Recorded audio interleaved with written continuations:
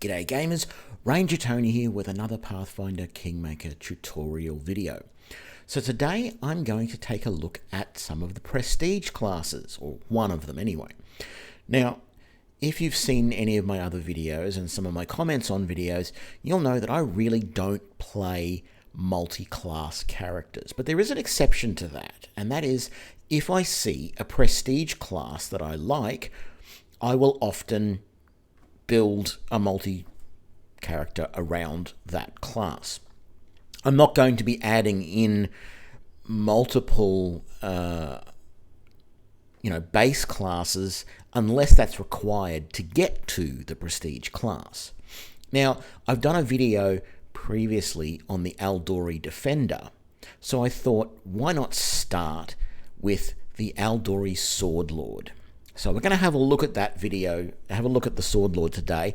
We're going to compare it, look at it, see what sort of features we get with it, and then compare it to the Aldori Defender and see if there's any overlap, if there's anything that you get which you've already got type of thing.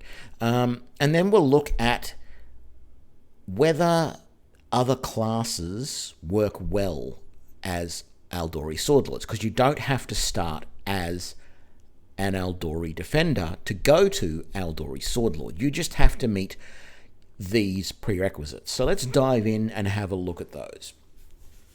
So the prerequisites here, and the first thing to remember about the prerequisites are that these numbers that you see here, 3, 5, 3, and 3, they are the numbers of ranks that you have, not the modified total that you have in that ability based on skill, attribute points and things like that boost up those abilities.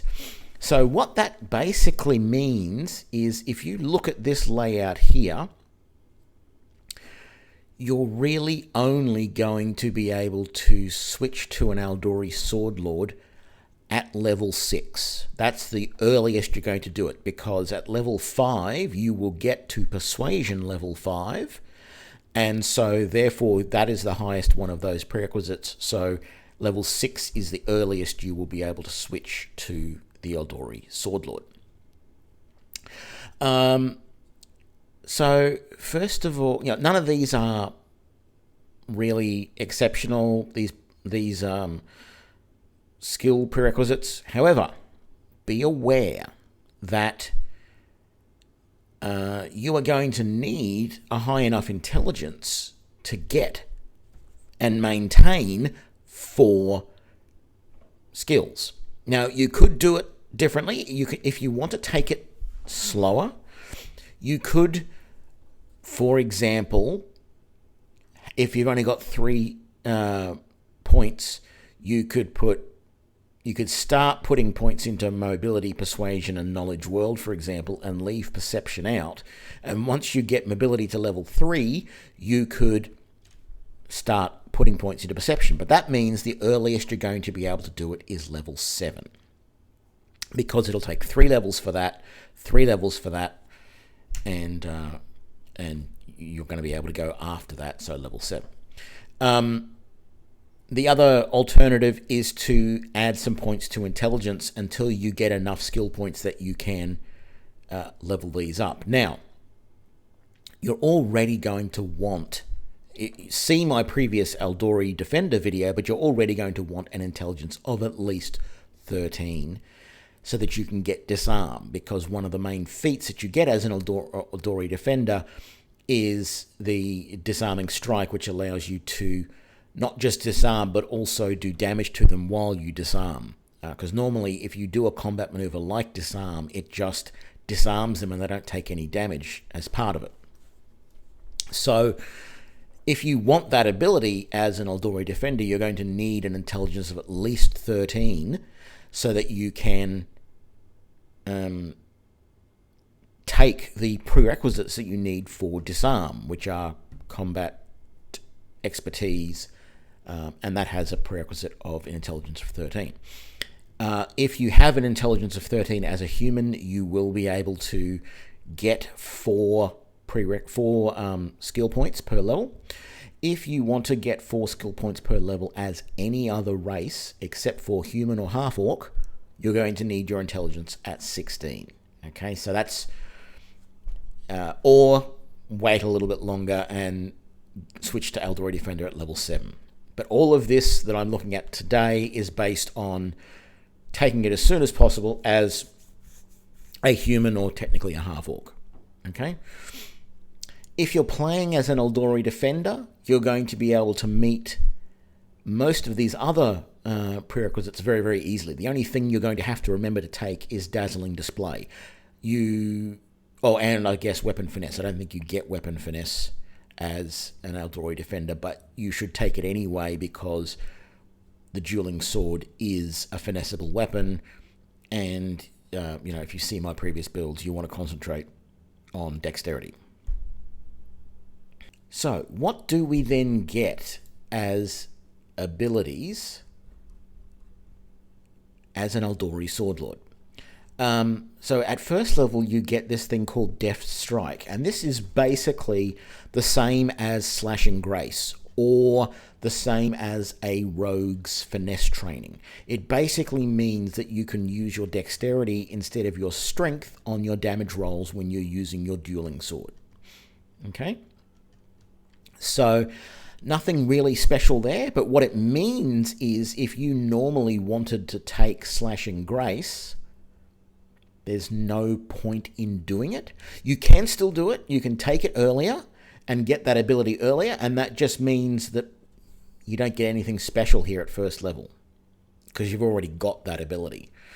So just be aware of that. That's probably one of the minor problems with taking Aldori Swordlord if you are already an Aldori Defender, but you don't get Slashing Grace for free as an Aldori Defender. It's just whether you've chose to take it or not. So there is that. At level 2 of Aldori Swordlord, you get Display Weapon Prowess. What this is doing is adding half of your class's level bonus to your persuasion skill checks when you intimidate. And you get a +1, so you get a +1 bonus to that. And so that usually, it basically works with Dazzling Display, and when you have greater weapon focus or critical or weapon focus or weapon specialization, blah, blah, blah, blah, blah. So, yeah, you've already got weapon focus, so that's not a problem. It just means your Dazzling Display will work a little bit better.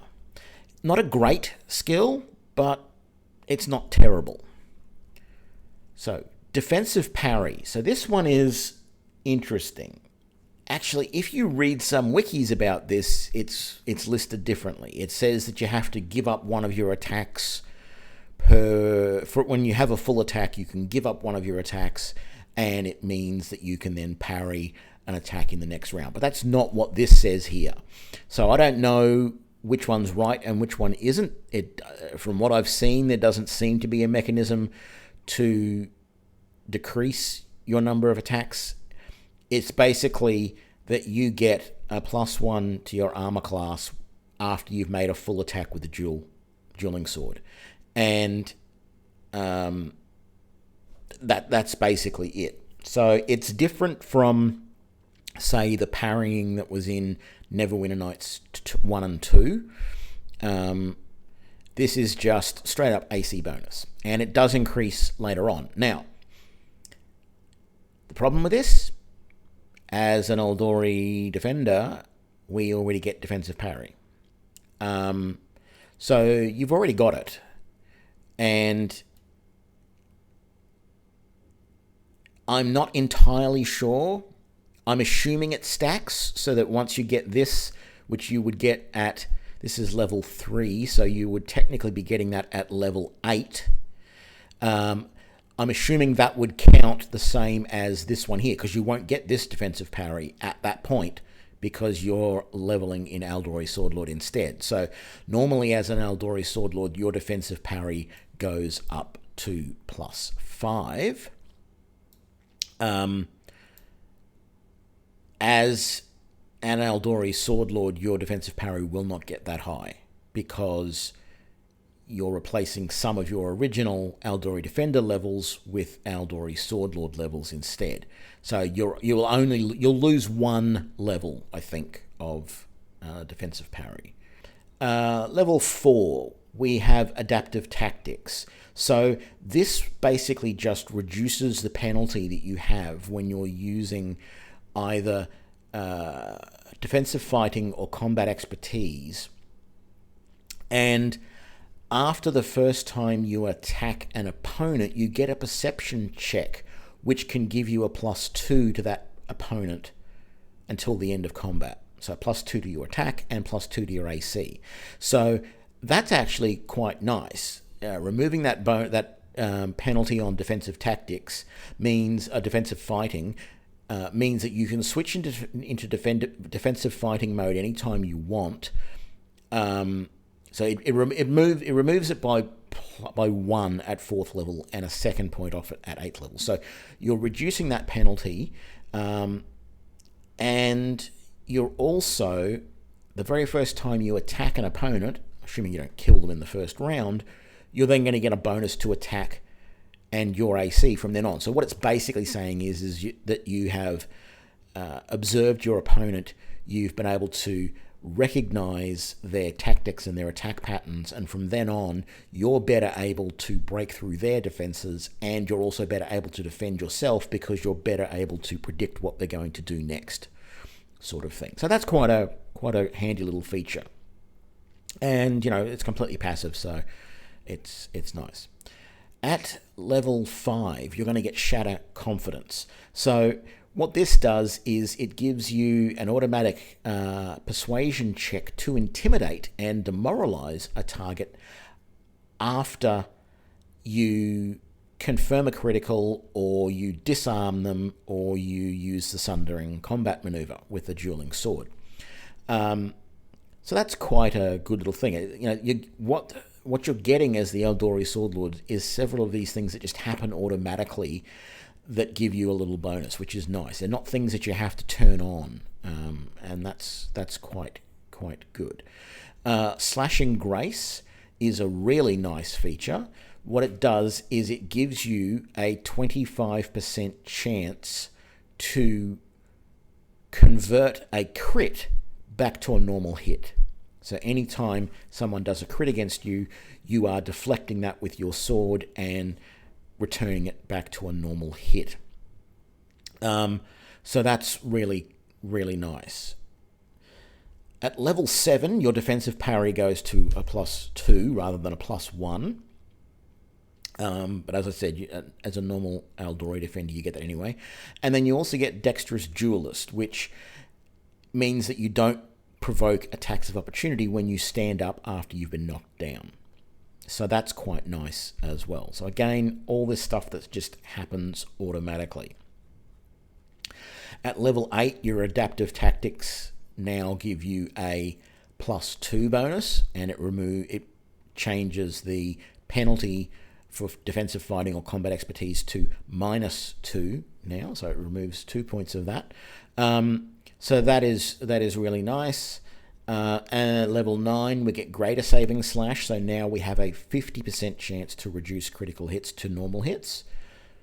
That in itself, I believe, is worth going to level 9 as an Aldori Swordlord. Confounding Duelist at level 10, I'm not sure that this one is really worth it. So this takes it basically gives an extra debuff on the Shatter Confidence. So Shatter Confidence that we had before, which is the persuasion check to intimidate someone after you crit, disarm, or do sunder on them. This now just increases that.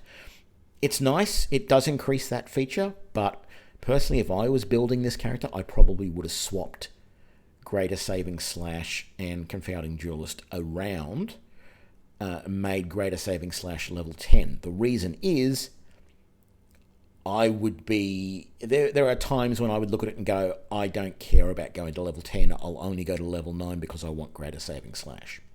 Okay? So up to you as to whether you go all the way through to level 10. But overall, I don't see anything really terrible in the Aldori Swordlord. But as I said, you start there at level 6, and then you go 10 levels. So you're only getting 4 more levels of 4. Yeah. So you will end up being essentially a level 10 Aldori Defender and a level 10 Aldori Swordlord. So what do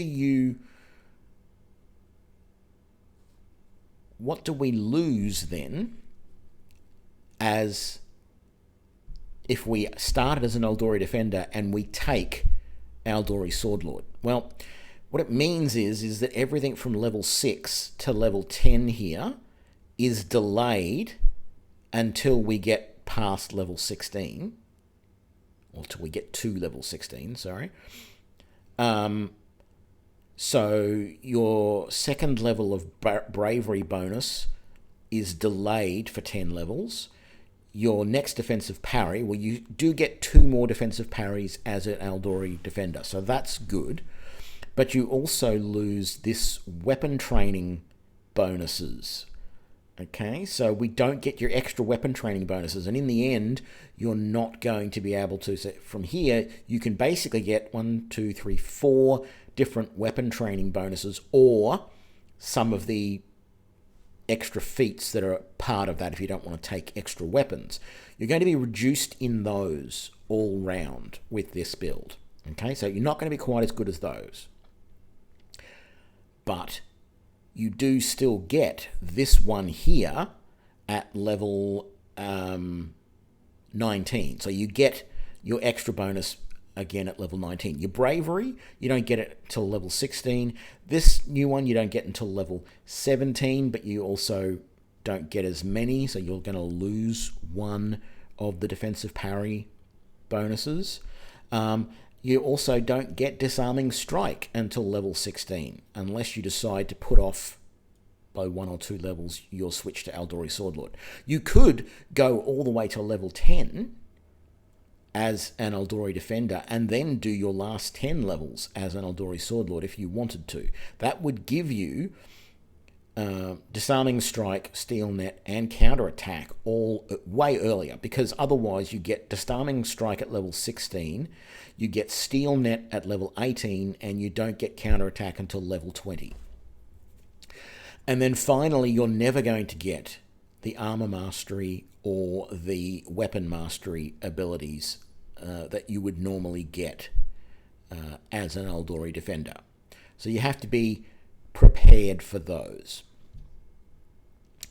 So that's the build. That's generally what you can expect if you start as an Aldori Defender. What if you were to start as other classes? Now, any as I mentioned before, you can use any race that you want, but you're either going to have to put an intelligence up to 16 for everything but human or half-orc, so that you get enough skill points that you can level up those 4 skills so that you can take Aldori Swordlord at level 6, or you're going to have to leave it until level 7 or 8 before you can get there, because you've only generally got 3 ability points, skill points to use. What other classes can you use to go to Aldori Defender? Well, if you started, Aldori Swordlord. If you started as pretty much any of the other fighters, it would work just as well. You don't have to start as the Aldori Defender. I would not recommend starting as Tower Shield Specialist or Two-Handed Fighter, because they're designed for A, shields, which you cannot use as an Aldori Defender or Aldori Swordlord, because most of the abilities there specifically mention the fact that you cannot be using a shield when you do it. So Tower Shield Specialist is not worth doing it, and Two-Handed Fighter, well, you're not going to be able to use most of the stuff that you would normally get as a Two-Handed Fighter because you're using a one-handed weapon. But you could start as a regular fighter and work your way up. Really no different from an Aldori Defender. You could still take it at level 6 as long as you take the necessary prerequisites. You would just have to be sure that you picked exotic weapon proficiency so that you could then pick the dueling sword, because everything in this relies on the dueling sword. You cannot become an Aldori Defender, an Aldori Swordlord, because you need that proficiency in weapon focus in dueling sword. But if you take exotic weapon proficiency, you can then choose to be proficient in the dueling sword, and then you can grab weapon focus in it. No problem at all. And as a fighter, you get enough bonus combat feats that you can have dazzling display and exotic weapon proficiency and weapon focus, dueling sword, all picked by level 5, so that you're ready to go at level 6 to switch over. So there's absolutely no problem as a fighter. One of the other, two of the other classes that are mentioned that it is possible to do it with is to pick a ranger or to pick a slayer.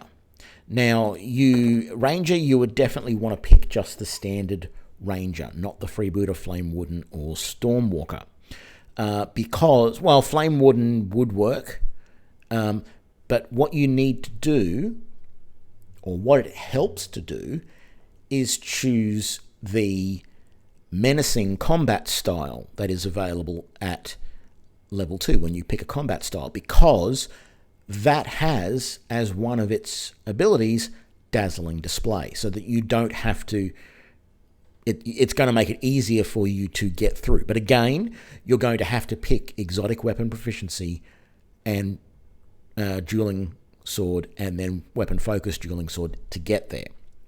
Slayer will be exactly the same, because Slayers can take, as their Slayer talents, they can take Ranger combat styles as well, so you're going to want to do that. But both of those classes should, again, be able to take the first level of Aldori Swordlord at level 6.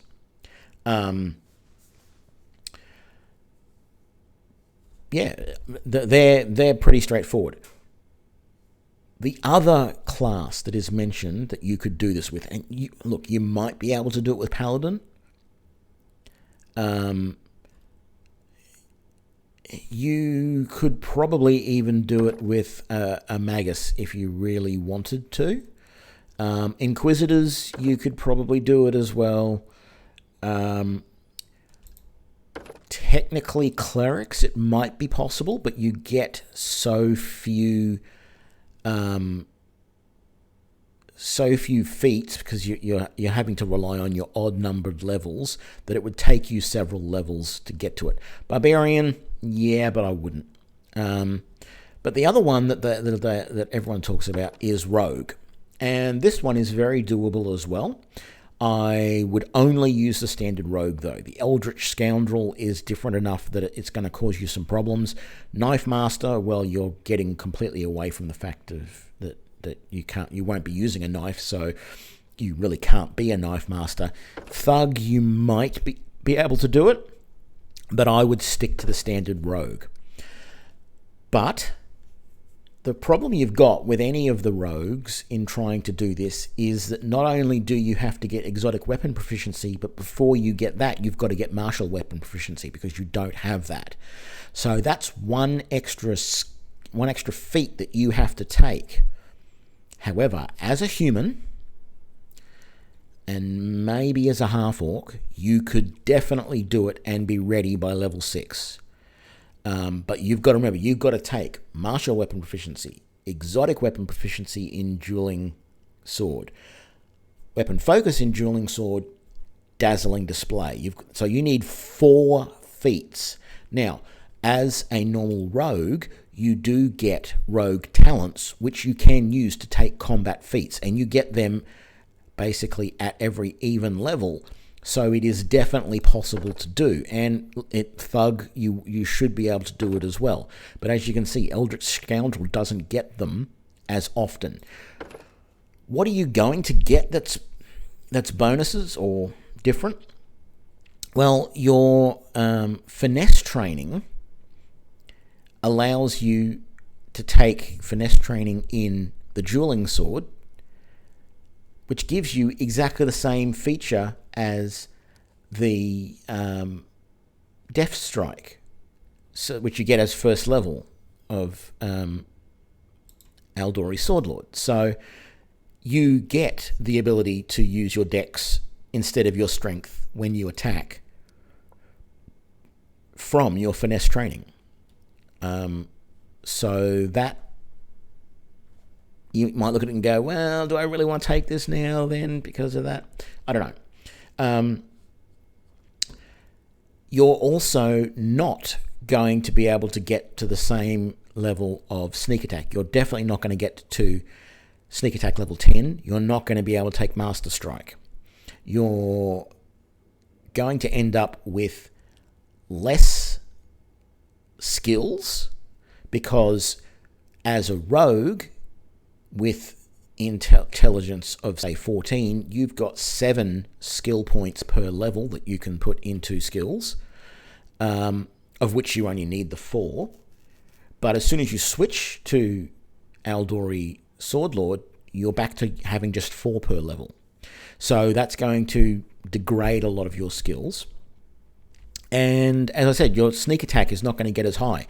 You're going to be able to only get to 5d6 sneak attack, right? Now, that's not entirely true. If you take Accomplished Sneak Attacker as one of your feats, that'll bump it up to 6d6. And you can simulate going to 7d6 by using Precise Strike if you've got someone else in your party who's also got Precise Strike, because it's a teamwork feat. And you'll be able to get to 7d6 of sneak attack. But you are an Aldori Swordlord with all of the advantages that has, all of those nifty little things that just happen automatically, and you've got sneak attack. So it might be an interesting combination to try. But the other big problem that you're going to have, and actually I didn't mention this about Rangers and Slayers as well, but you're limited on your armor.